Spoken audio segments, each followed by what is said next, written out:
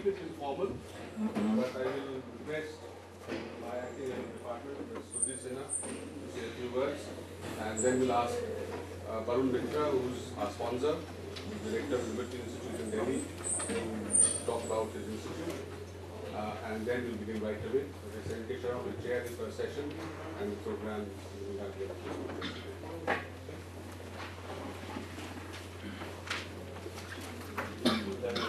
Our head of the department, Professor Krishnan, is out of town, and I'm the acting head today.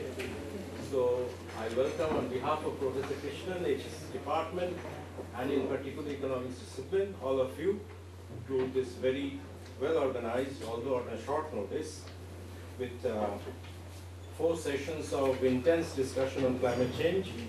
Hopefully you would understand at the end of the session why climate is changing, and we will have something to do about it. And perhaps we are on time, just ahead of time to begin the first session, so I won't take your time. And I hope you have a nice day and a nice set of discussions among yourselves. Welcome to IIT.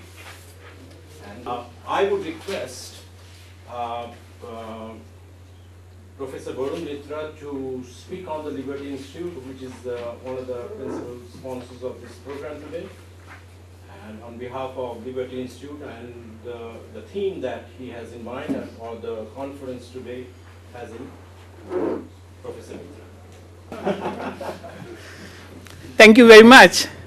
And I'm really happy that this is happening, and this is the first of the series that we planned for the next 5 weeks. I'll be on the road most of the time on this issue because, as you know, climate has been on the, very high on the general popular discourse as well as the funding discourse, the technology discourse, so the debate over climate change. And so our interest in this, and me personally have been following this for more than 10 years because of the UNFCCC meetings that I have been attending since early 2000.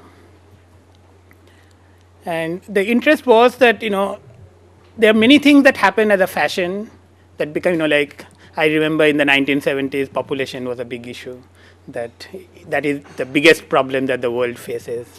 Then in the 80s, it was deforestation, and the Rio summit triggered a lot of interest. And late 80s, it was the ozone hole. And since 97 onwards, it's been climate. And my personal interest in this always has been that whenever something is popular and fashionable, I tend to become somewhat skeptical. And this series of events that we are doing, the IIT Kanpur is the first one, but next week I'm going to Chennai with IFMR Chennai. And later in the month, on 8th, 9th and 10th in Jammu University at the Institute of Himalayan Ecology. And then IIT Delhi on 20th, IIT Roorkee on 15th, and Institute of Engineers in Calcutta on 21st. And the idea, everywhere we have a different theme. This is on science and society.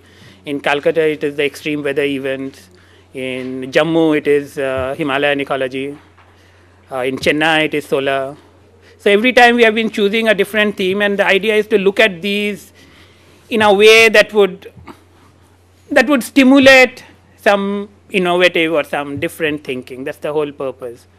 And therefore, I would really hope that starting here, you would really participate and make this as interactive and throw up as many questions and challenges that one can think, because the bottom line to me is it's not the physical climate that is so much of a concern. It's the intellectual climate which is of a much greater concern. And me being from engineering and science, I think the fundamental element of science that I really appreciate and love is the criticism that it actually demands. The progress of science is continuously through criticism, not through dogma. When science becomes a dogma, it becomes a real problem. And to me, that is the most exciting part, because that gives us, all of us, an opportunity to really exercise our mind, to think and ask. And nothing is sacrosanct. So with these, I hope we'll have a good 2 days here. I must thank IIT Kanpur, the Department of Humanities, Social Sciences, Munmun and Vimal, who took this initiative. And I've been really lucky that in all these places we have had people who have taken the initiative. You know, I have come just like many of you as a visitor here to participate. So I'm really glad that we have had these people here to take this forward. I hope this will be a start of something, and we'll have things to follow up maybe by tomorrow, tomorrow afternoon. Maybe we'll have some tangible things to carry on in future.